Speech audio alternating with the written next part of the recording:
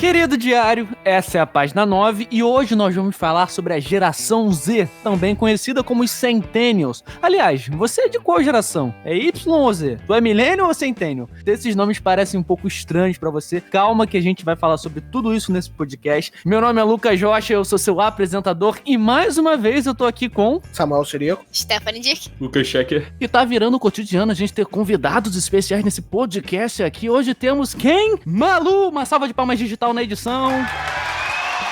Bom, então, eu sou aluna de Direito, escritora e amadora quando surge oportunidade, quando surge um tempinho. Professora de inglês e eu tô aqui porque já tive também negócios e tal na área. Já estudei bastante, já li bastante sobre o tema, então espero poder contribuir aqui com vocês. Muito tempo atrás a gente conversou sobre isso, né? A gente até pensou em produzir um conteúdo junto pro Instagram, só que acabou que a ideia, a gente super ficou empolgado, mas aí foi passando o tempo, a gente não fez. Agora nasceu o podcast, a gente pode abordar muito mais esse assunto. E você, ouvinte, tá entrando no Diário de um Artista.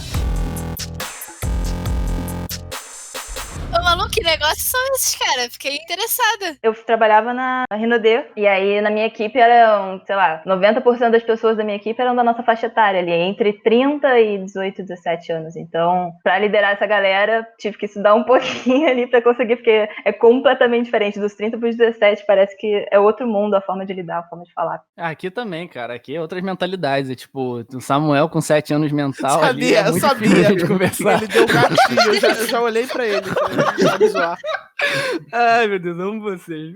Mas vamos lá. Por que é interessante você conhecer gerações e você entender isso? Isso ajuda a gente a entender comportamentos e visões políticas ao longo do tempo. Isso, por exemplo, é uma coisa que explicaria por que a minha avó gostava de Raul Gil e eu não. É porque são outros pensamentos, é uma outra realidade. Eu vejo vários motivos. Fala aí. Eu fala vejo aí, primeiro mau gosto em você. Vamos aplaudir.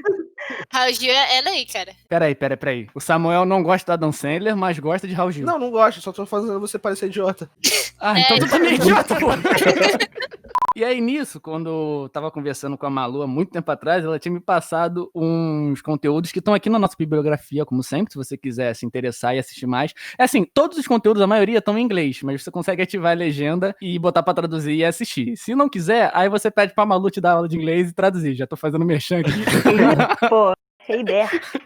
E aí teve um TED Talk do Jason Dorsey, que o trabalho desse cara é de estudar as gerações e ver as tendências para ajudar empresas a crescer, inovar e etc. E enquanto eu tava pesquisando para esse podcast aqui, eu fiquei muito perdido, tipo assim, cara, mas o que é Millennium? O que é Centennium? Geração Y, geração Z? Qual é qual? Aí muita gente queria falar assim, não, os Millenniums são quem nasceu em 1981 até 1996. E Centennials é de quem nasceu 1997 a 2012. Pô, aí eu estaria ali no meio, sabe? Eu estaria entre os millennials e centennials, que eu nasci em 97. Eu nasci em 96. Aí, tipo, diferença de um ano, assim, mudaria completamente a geração de que você é, tá ligado? E aí a teoria que esse cara explica nesse TED Talk é que você não estuda isso baseado somente em datas. Não é a coisa que é mais importante, é você ver os comportamentos. Ele deu o exemplo dos Estados Unidos, que os millennials mesmo, a coisa que mais teve impacto na geração deles foi o 11 de setembro. Sendo que se você pegar por data, uma pessoa que é millennial e nasceu em 95, 96, ela era criança ainda quando aconteceu o 11 de setembro.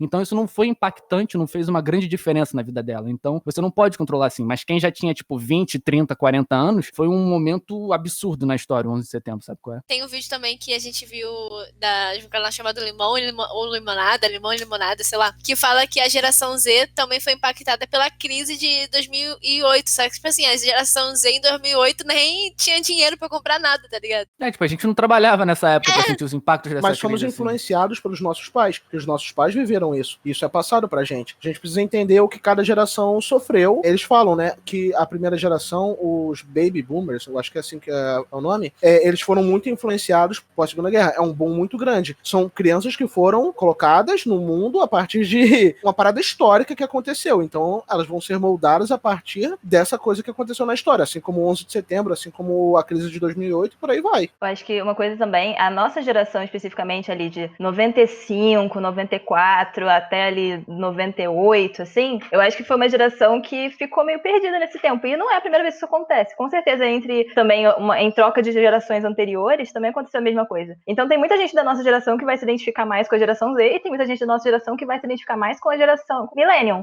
E isso acaba criando como se fosse uma divisão de caminhos na nossa geração, que tem aquela geração que não sabe o que é o que vai fazer, porque eu não sei vocês, mas eu fico pensando que a gente tá num mundo pro qual a gente não foi educado para estar. A nossa escola era aquela escola igualzinha dos nossos pais, dos nossos avós, em que a gente fazia estudo com base em provas e tudo mais, aquela coisinha básica, e hoje em dia esse tipo de educação não se encaixa mais no mundo profissional que a gente vive. Ou seja, a gente foi educado para uma coisa que não existe mais. Então a gente meio que tem que se virar nos 30 ali para conseguir melhorar isso. E acaba que se torna muito mais difícil, e a gente vê aí que a nossa geração é uma geração que acaba sofrendo um pouco mais, acaba tendo um desenvolvimento mais tardio em alguns casos, para decidir o que quer fazer da vida, para arrumar uma estabilidade entre muitas aspas, mas enfim, para se sentir satisfeito, bem-sucedido, decidir o que realmente quer. Enfim, acho que tudo isso também tem muita repercussão na gente, assim. Vocês se sentem assim, perdidos? Sim. É uma coisa que eu ia falar, eu sou da geração Z, né, porque eu nasci em 2000 e tal, mas a geração antes de mim é uma geração que falava muito sobre ter fama em trabalhos, é uma geração que pensa muito em,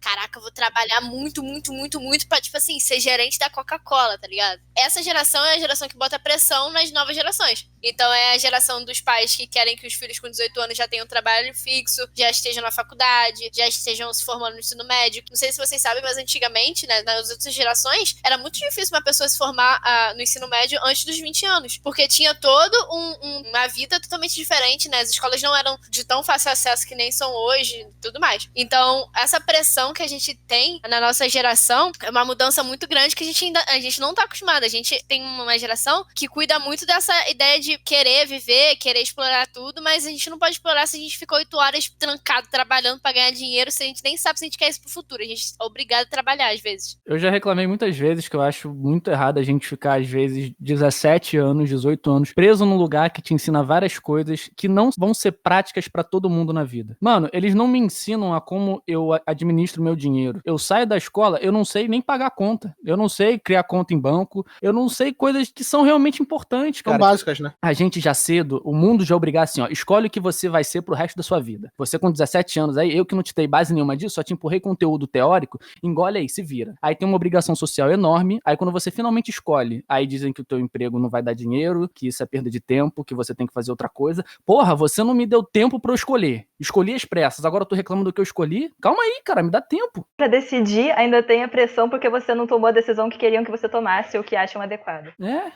Muitos querem formar uma ideia que eles têm, que foi passada pra eles, só que eles não cumpriram e sentem no dever de você cumprir isso pra eles. Tipo assim, é a mesma coisa que da geração Alpha, que é de 2012, né, pra cá? Ah, já deram nome já? Uhum. Cara, é a mesma coisa que muitos adultos quererem tirar a tecnologia de criança. Cara, isso não existe, mano. Isso não existe. É você querer privar uma pessoa, tipo assim, de seguir a atualização, trancar ela aqui no seu método e depois meio que desbloquear, tirar o cadeado. E aí, tipo, vai ser a mesma coisa. Se vira. Tipo assim, vai aprender sozinho, mas ó, eu te falei aqui, eu não fiz, mas eu te falei e você tem que fazer. É basicamente isso. O legal seria fazer uma transição, né? Porque, por exemplo, tecnologia é uma coisa que a gente tem muito acesso, mas a gente também ainda tá muito novo, sabe? Ainda tem muitas coisas para serem descobertas, a tecnologia às vezes falha. Então, eu acho que pra geração alfa tem que ter a tecnologia, né? Não é pra, tipo, privar ela, mas também ir aos poucos, né? Não adianta você dar um celular pra uma criança de 6 meses e falar, toma, aqui, ó, sua geração aqui. Só que, tipo assim, ensinar ela, não deixar ela navegar na internet, vai ver vídeo no YouTube, vai pesquisar tudo, vai ensinando aos poucos como é que isso, né, vai fazer, como é que ela vai pesquisar, quando ela começar a entrar na escola, como é que ela vai pesquisar até as coisas, não liberar tudo, e ir aos poucos, porque eu quando eu tive computador, eu só tive computador pra estudar. Eu não tinha aquela intenção de ficar no Facebook, em redes sociais, no Orkut, eu acho que existia na época. Quando eu tinha acesso à internet, o meu pai me dava 1 hora no computador, internet de escada, tocava aquela musiquinha. cara. Tananana.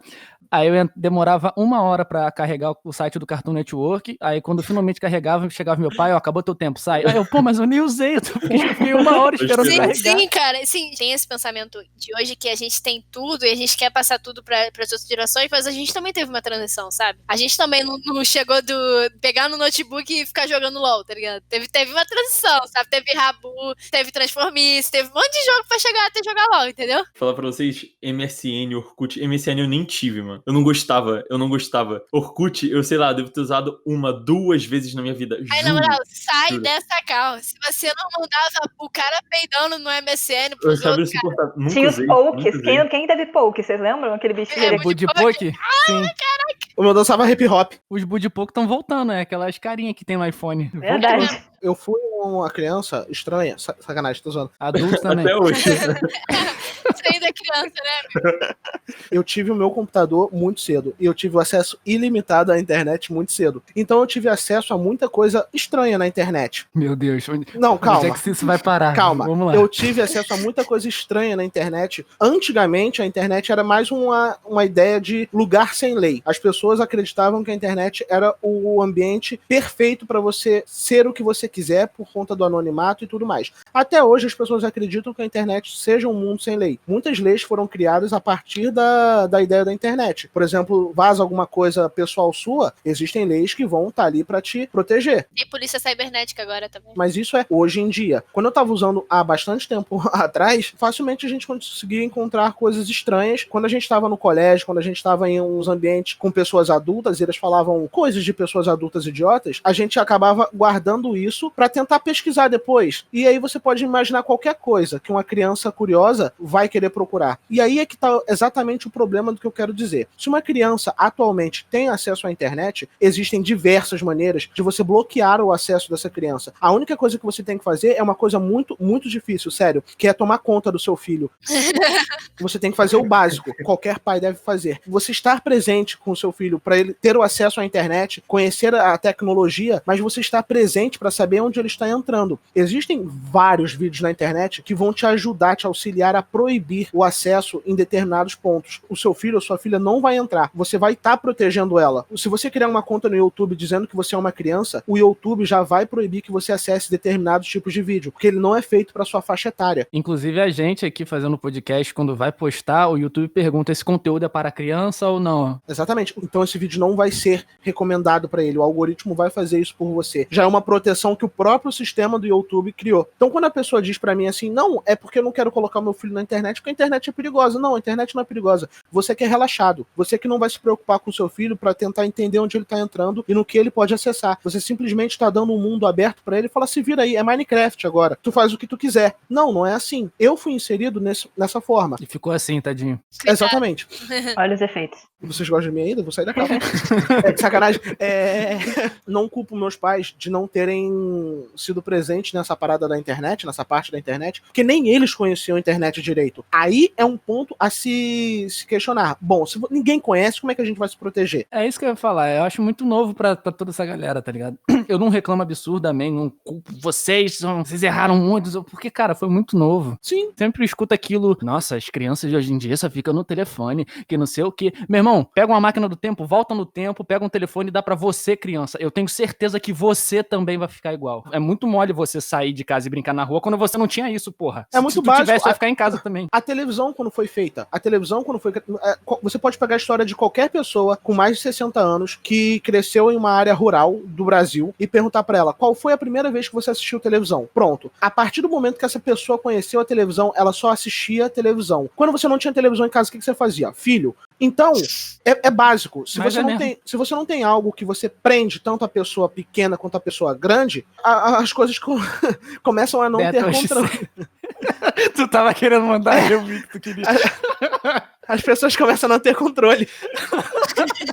Muita gente fala assim, no meio de transporte vejo todo mundo com a cara no celular. Cara, pega uma foto de antigamente no meio de transporte, é todo mundo com a cara no jornal. É porque todo mundo quer deduzir o que o pessoal tá fazendo. Só que às vezes eu tô lendo uma notícia e todo mundo tá fazendo a mesma coisa, sei lá, se atualizando. Muitos adultos, idosos reclamarem de criança com celular. Cara, pega um celular e dá na mão de um idoso hoje. Você vai ver, ele fica mais no celular do que criança. Gente, a minha avó joga Candy Crush o dia inteiro, até hoje. Tem 10 anos que tem Candy Crush. Ela joga o dia inteiro de não escutar o que a gente fala. Então não é só criança, pô, é uma novidade. E minha mãe, que falava todo dia pra mim da internet pra eu não aceitar certas pessoas, ela aceitou um indiano e tava conversando com ele pelo Facebook, gente. Meu E eu Deus. fiquei, mãe, não faz isso, mãe, ele vai captar essa casa. Cara, realmente a gente tem que inverter o papel e ensinar pra eles, só que tenta fazer isso, né? Muito difícil. Então, tipo, da gente pra frente, vai ser muito mais fácil mudar, entender, ter a mente mais aberta do que deles pra cá, de muito tempo pra cá. Isso que vocês levantaram foi muito legal, porque nesse TED Talk do Jason Dorsey, ele fala justamente dessa mudança que antigamente as gerações mais velhas educavam e ditavam meio, entre aspas, os comportamentos das gerações mais novas. E que atualmente a gente está numa tendência desse papel se inverter. Se você for olhar hoje em dia, os idosos estão começando a usar TikTok, estão começando a usar Facebook.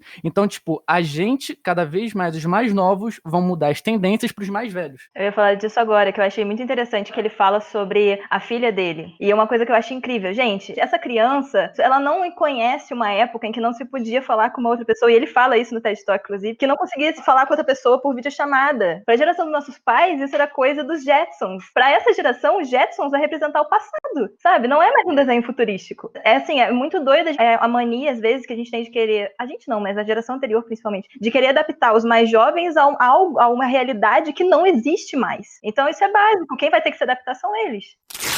Vamos trazer uma problematização disso. O fato da geração Z, ou o fato da geração nova que tá chegando aí, ou que já chegou no caso, que é querer tudo de forma imediata. Essas pessoas, elas não sabem esperar. As coisas têm que acontecer no tempo dela. Se você quer ver um filme, você entra na Netflix. Se você quer ouvir música, você entra no Spotify. Se você quer aprender uma culinária, você vai ver a Palmeirinha. Você quer pegar alguém, você só desliza pra direita. É isso. Você tem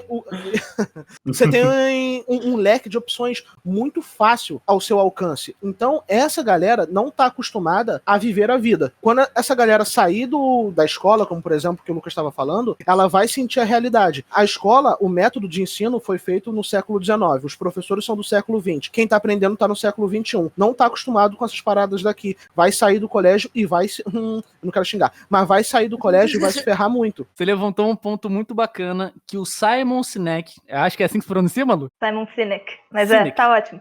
É isso aí. Sineco, boneco. Se chamar isso, ele entende, então é isso. No vídeo, que também tá aqui na minha bibliografia, ele fala que são os millennials, mas isso também se encaixa pra nossa geração, que somos os centennials, né, a geração Z, que ele dá 4 características pra gente sempre ficar frustrado assim, etc.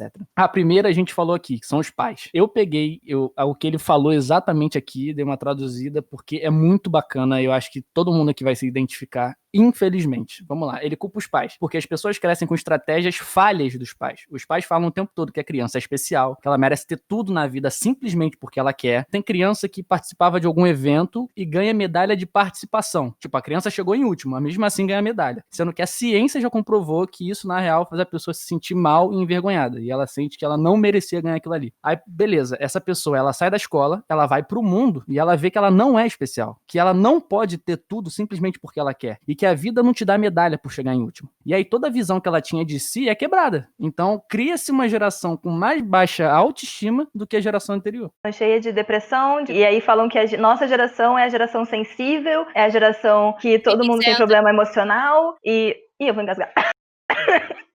That's what she said. That's what she said. Só aproveitando aqui.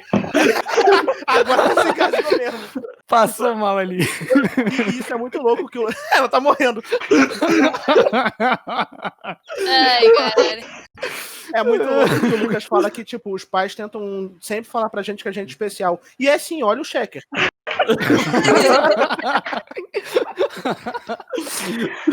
Você é um otário. Calma aí, essa é a menor condição. Mas aqui, só pra deixar uma coisa bem clara, o Simon, ele fala isso muito fortemente. Ele não culpa os pais. Ele fala assim, cara, essas pessoas fazem isso e elas não são o real problema. A gente ainda vai chegar qual é. Como eu fui morar sozinha aos 17 anos, muita gente às vezes vem falar comigo sobre independência. Problema disso em casa. E às vezes eu falo, gente, o que vocês têm que alinhar com seus pais e deixar muito claro, e eu acho que isso serviu pra minha vida de uma forma absurda, se você tá decepcionando eles de alguma forma, cara, a culpa não é sua, a culpa é deles. Porque você não tem obrigação como filho de preencher a expectativa dos seus pais. Eles é que têm um objetivo a cumprir com você, que é de estar lá por você, de te apoiar até onde for necessário. Óbvio que ninguém vai passar a mão na cabeça, não vai ser mimado, mas enfim, o trabalho é deles com você, não é você com eles. Você não é pai deles, você não é mãe deles. Então, assim, não inverta os papéis. O seu papel é fazer o que você quer com base nas virtudes e nas suas virtudes, nas suas decisões, nos seus desejos, e você não tem obrigação de preencher a expectativa de ninguém. Então a decepção é culpa deles, não é sua. Na questão da pressa, cara, não só pra criança, mas acho que a gente mesmo, por exemplo, Zona Mama Prey. Que? Amazon Prime, não quero dar propaganda pra Amazon aqui, mas assim, a gente assina porque quer que muito que o produto chegue. Falou ao contrário? Peraí, o que você falou, cara? Tu não entendi. Zona Mami Prime. Zona Mami Prime. Não, mas a gente prefere muito. Fala o bagulho direito, arrombado. Não, eu não vou. Tipo assim, a gente prefere assinar porque o produto chega um dia depois, tá ligado? Eu prefiro muito, eu gosto muito que as coisas cheguem muito rápido. Eu pensava assim também, mas depois que eu comecei a desenvolver uma ansiedade muito grande por conta da minha vida de internet e muitas coisas fazendo tudo rápido e pesquisar e ter tudo rápido. Até hoje, muitas amigas, né, que estão ouvindo meu podcast, muito obrigada, me zoam porque qualquer pessoa que perguntar uma parada pra mim no WhatsApp, no Facebook, eu respondo 2 minutos depois com a resposta já. Tipo, tem muita gente que pergunta pra mim em relação a Enem. Por que vocês estão rindo? Aí é porque Samuel já se conhece. Então a gente viu que você levantou uma bola muito bonita pra gente fazer piada ali. E a gente segurou. Você falou, eu fiquei olhando pra cara do Rocha, eu fiquei tipo, ih, lá vem. Não, pode continuar. Não, segue, fala segue. piada agora, fala piada! É que você falou que você se acostumou com coisa rápida. Eu falei, coitado, você tá namorando Samuel agora, então. Eu ia fazer a piada, tá ligado? Então, tipo, que merda. Não é tão rápido assim. Vamos lá. 5 minutos é um bom tempo, vamos lá. Aí é isso, né? Então... Então é isso, né? Não. Então é isso. Eu tive muitos problemas por esse pensamento rápido e tem vezes que quando eu tô fazendo muita coisa, que eu tenho muita informação, eu tenho que fazer 1 milhão de coisas, já teve problemas que eu tive pane e, tipo assim, não conseguia fazer nada, eu paralisava. Então agora a gente pode entrar exatamente no ponto da tecnologia, que é o segundo fator que o Simon diz. A gente vive no mundo agora com o Instagram, com o Facebook, que cria a vida perfeita. Mesmo as pessoas não estando bem nas redes sociais, elas estão super bem, estão maravilhosas. E a gente receber like, a gente receber comentário, a gente vê isso tudo e ficar ali, gera dopamina. Dopamina é a mesma química que faz a gente se sentir bem quando a gente fuma, bebe e joga. Ou seja, é muito viciante. Conforme essas pessoas ficam mais velhas, elas não vão saber como desenvolver relações profundas, porque a maioria das amizades que elas têm são superficiais. Isso porque elas nunca praticaram a habilidade de desenvolver essas relações e não sabem lidar com o estresse. Tipo, quando elas veem situações de estresse, assim, absurdo, elas não vão falar com alguém, conversar com um amigo, com uma pessoa próxima. Elas vão para um celular, elas vão para as redes sociais e fica ali deslizando.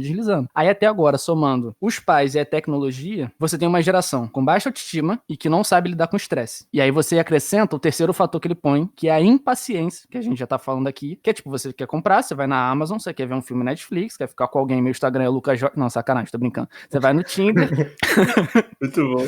Aí eu queria aqui contar a história. Eu tive um canal no YouTube, escrevi ele num festival chamado Rio Web Fest, que acontece aqui no Rio, que é um festival só de websérie e tal. E lá eu conheci a Débora Garcia, que ela era gerente de conteúdo do canal Futura. Ela trabalhou durante anos lá. E ela tinha visto o meu canal, assim, e falou, cara, esse conteúdo aqui é maravilhoso, é bacana. E a gente conversando. E eu falei com ela que eu tava pra baixo, assim, desanimado. Falei, cara, o canal não vai pra frente, a gente se esforça aqui pra caramba, mó tempão de edição, um monte de coisa. Aí ela, pô, mas quanto tempo você faz? Aí eu, cara, deve ter uns 10 meses. Ela parou, peraí, você tá reclamando que o negócio em 8 meses não deu certo? Ela, cara, a geração de vocês é muito apressada mesmo. Gente, eu tô acostumado a ver nas minhas coisas levarem, tipo, 3, 4, 5 anos pra começar a bombar, e você com 8 meses já tá querendo, calma, Lucas, vai com calma. E eu falei com ela, cara, me desculpe, mas a minha geração é assim, eu tenho tudo rápido, eu quero que as coisas sejam rápidas, só que a vida não tem o tempo da internet, não tem o tempo da tecnologia, é diferente. O pessoal acha que só porque tá produzindo conteúdo pra internet, a internet vai reagir conforme a internet funciona. Na mesma velocidade. A gente também tem que parar pra pensar que são humanos que estão vendo a internet, são humanos de 1 milhão, de várias gerações diferentes. Não dá pra saber se você vai bombar de um dia pro... Tem até gente que consegue estipular com dinheiro essas paradas de fama, mas é muito difícil você contar, assim, que sua geração produz conteúdo, então todo mundo vai bombar. Pô, todo mundo tá produzindo conteúdo, todo mundo vai bombar? Não. Tem um canal que eu acompanho muito, venho acompanhando demais, que é o Ciência Todo Dia. Ele é até bem famoso agora, ele tem 1,6 milhão de inscritos, alguma coisa assim. Cara, o canal tem 7 anos. Isso é muito longo por um canal, assim, desse tempo conseguir 1 milhão de inscritos. Só que a gente só vê agora também, justamente porque as coisas vão ficando mais rápidas ao longo do tempo. Então a gente acha, tipo assim, que esse tempo aqui, de, sei lá, 6 anos, não existe. E começou só a explodir de um ano pra cá. Só que não, foi um longo processo. Em relação ao YouTube, o pessoal tá muito habituado aos canais que são extremamente bombados e acha que essa é a realidade de qualquer pessoa que vai criar vídeo no YouTube, criar um canal no YouTube e tudo mais. O pessoal tá acostumado ao Whindersson, que é muito famoso há muito tempo com o canal dele, mas também sofreu isso no início. Com o Felipe Neto também, que tá muito gigante, mas também sofreu isso no início. E o Whindersson, o pessoal não sabe, ele já fez vídeo falando que ele, se não me engano, teve 3 canais antes dele ter aquele que bombou. Ele já teve todos os vídeos dele apagados uma vez. Então, tipo, é difícil, demora, leva tempo. O Jovem Nerd e o Azaghal, que eu adoro, eles já falaram, como é que você faz sucesso na internet? Faz a mesma coisa durante 10 anos. Aí vai dar certo. A gente fala, caraca, Perfeito. 10 anos. É aquela, né? Quem vê close não vê corre, né? Tem toda uma trajetória. O tempo muda, a plataforma muda, as pessoas que acompanham mudam, assim, deixam de ser as mesmas, não só, tipo, vão crescendo, mas deixam de ser as mesmas pessoas. Eu não acompanho muitos canais que eu acompanhava, entende? Então isso tudo tá no processo. Isso exige muita paciência, você lidar com isso, com quedas que você vai ter. Nessa questão da internet, assim, com certeza todo mundo tem essa pressa e essa vontade de fazer o sucesso rápido e tudo. Até porque a mídia, hoje em dia, no YouTube, principalmente, vende muito isso.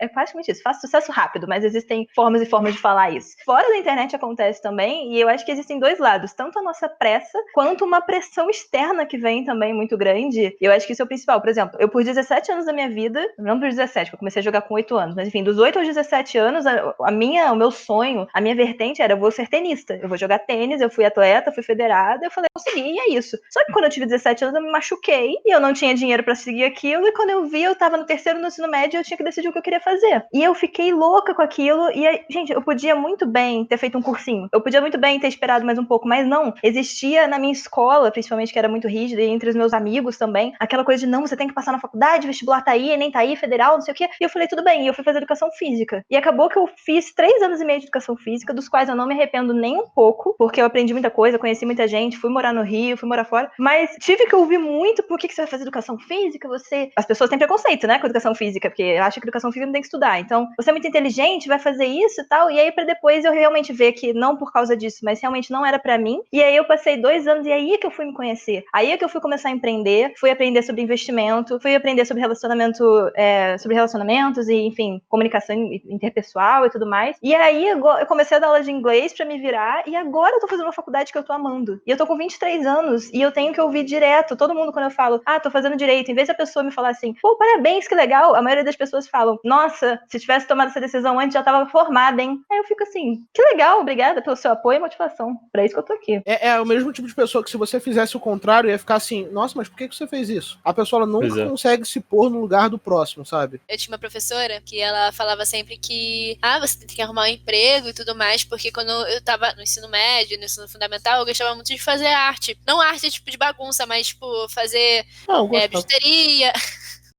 Bijuteria, fazer origami, fazer um monte de coisa assim, sabe, arte-ataque? Então, eu fazia muito isso aleatoriamente. E eu sempre quis seguir nessa área, só que eu também sou apaixonado por matemática, então eu ficava tipo assim, vou ter que fazer tudo. Vou pintar um 3. tô fazendo nada. Tanto que a maioria das minhas artes são com formas geométricas, porque eu gosto muito da matemática no desenho e no próprio desenho, como desenho de arte. Essa referência à arte-ataque foi muito millennial, muito geração Z da sua parte.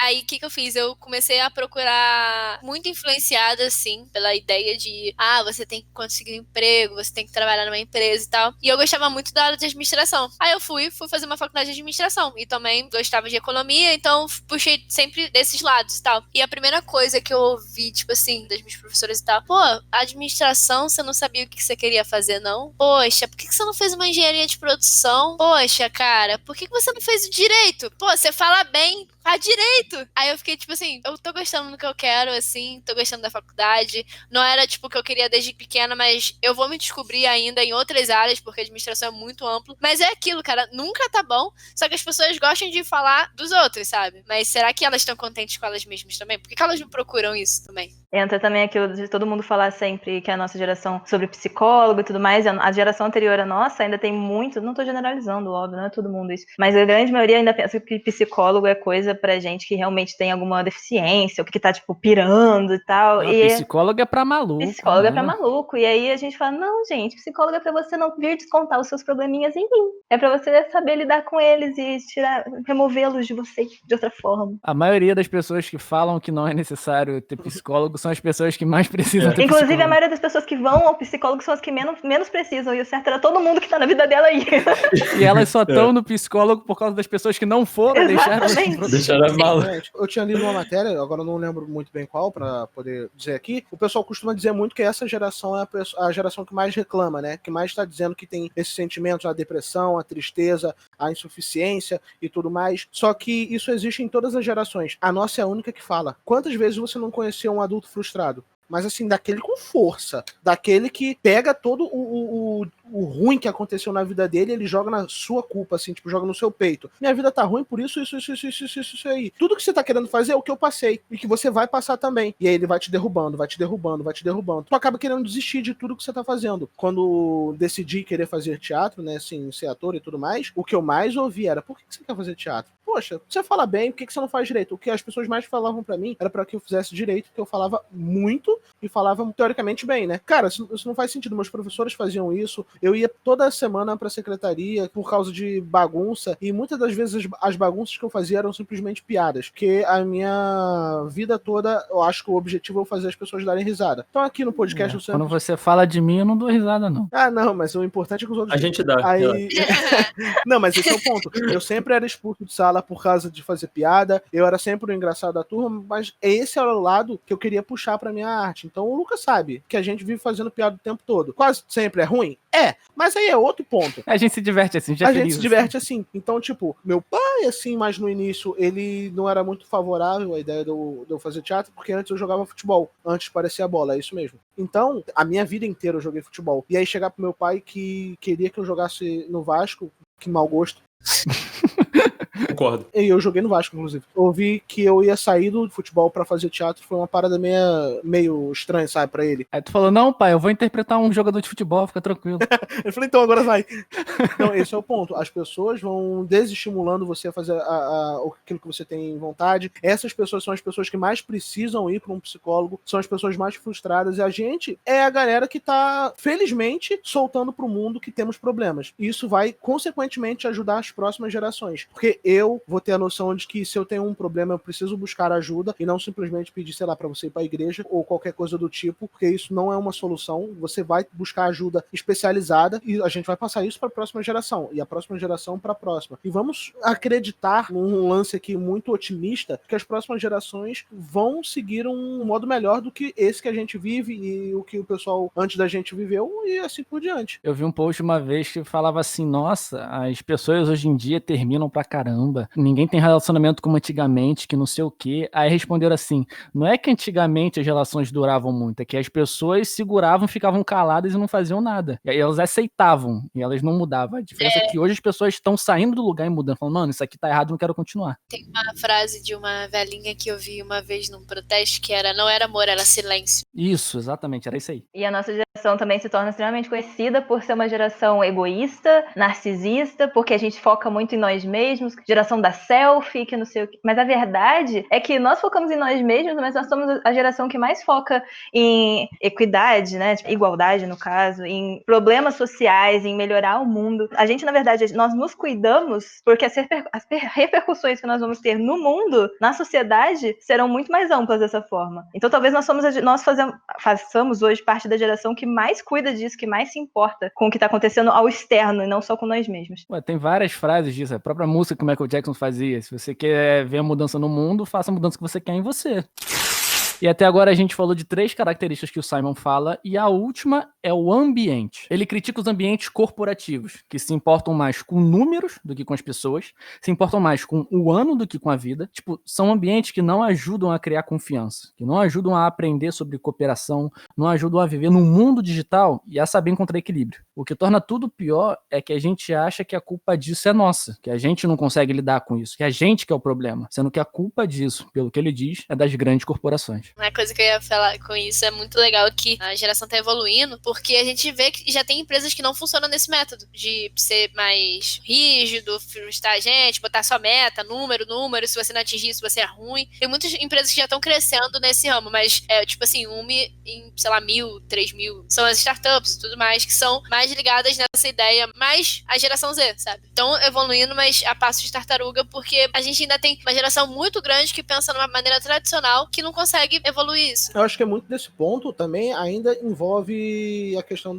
da escola, que você não está preparado para sair para o mundo corporativo, para o trabalho, para qualquer coisa do tipo, e aí você também não tem um preparo dentro do trabalho, porque o trabalho já espera que você venha preparado, e isso é o maior problema para o pessoal que sai do colégio e tenta arrumar um emprego, sai da faculdade e tenta arrumar um emprego. A vaga diz, você precisa ter um mínimo de 10 anos de experiência, mas está pedindo estagiário. É uma coisa que não faz o menor sentido. Eu já vi na minha faculdade lá estágio que o currículo que ele pedia era de um profissional disso que você falou, de 10 anos, e o salário era de 600. O cara queria que você soubesse mexer bem em Premiere, Photoshop, After Effects, soubesse marketing digital, audiovisual. Eu falei, porra, tu quer uma Ser empresa... presidente de uma empresa. Você quer uma pessoa inteira pronta e quer pagar um salário, nem um salário mínimo? Ainda é pouco, cara. Um salário mínimo pra fazer isso tudo ainda é muito pouco. Já é pouco. Nem um salário mínimo o cara tá pagando. É mão de obra barata, mano. É só pra isso. Eu acho muito louco também que quando você pensa nisso de liderança, é o próprio Simon Sinek que fala isso, mas eu não acho que é nesse vídeo. Eu acho que é no vídeo completo, que a gente só pegou uma parte do vídeo. Ele trabalha com isso, né? Ele trabalha treinando equipes de liderança em grandes empresas e tudo mais. Inclusive já foi na Samsung, já foi na Apple. Então, assim, realmente grandes empresas. Ele fala que uma vez ele perguntou pra um líder de uma empresa qual é a sua principal prioridade? E ele respondeu, meus clientes. Só que ele era o chefe da empresa. Ele falou, cara, você não encontra com um cliente seu tem mais de 10 anos. Por que a sua prioridade é seu cliente se você não encontra com seus clientes? A sua prioridade tem que ser as pessoas que cuidam das pessoas, que cuidam das pessoas, que cuidam dos seus clientes. Essa é a sua prioridade. Então, a verdade é que se você tem um ambiente bom, se você gera um ambiente em que a pessoa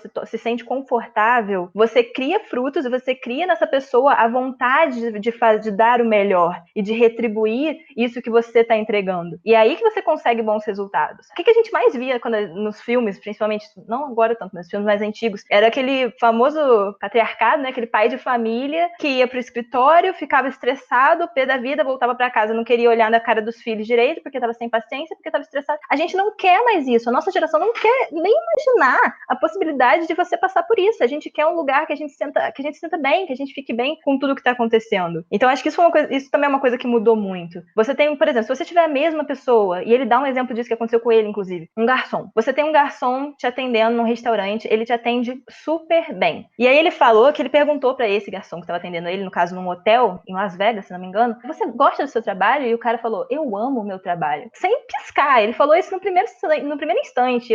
Ele pergunta, por quê? Ele fala, porque aqui todos os gerentes vêm falar comigo e me perguntam se eu tô precisando de alguma coisa, se tá tudo certo, se tá tudo em ordem. Mas eu também trabalho nesse outro lugar, que era um outro hotel de Las Vegas também, e lá eu odeio. E ele pergunta, por quê? E ele fala, porque lá eu ando de cabeça baixa porque os meus chefes vêm me perguntar se eu estou fazendo tudo certo, se eu fiz alguma coisa de errado, se eu tenho alguma coisa pra reportar, e eu prefiro andar de cabeça baixa pra não me encrencar. Então, assim, é a mesma pessoa em dois ambientes de trabalho completamente diferentes. Então, isso tem uma repercussão absurda na sua efetividade. Cara, a culpa não é sua. Não que você não tem que dar o seu melhor, claro que você tem, mas com grande parte disso é culpa do seu líder. É ele que tem que te direcionar pro melhor caminho, a melhor forma como você vai lidar com aquilo. Ele é que tem que te ensinar e te instruir. Esse é o papel de um líder. Ninguém quer ser gerenciado. A gente quer ser liderado. São coisas totalmente diferentes.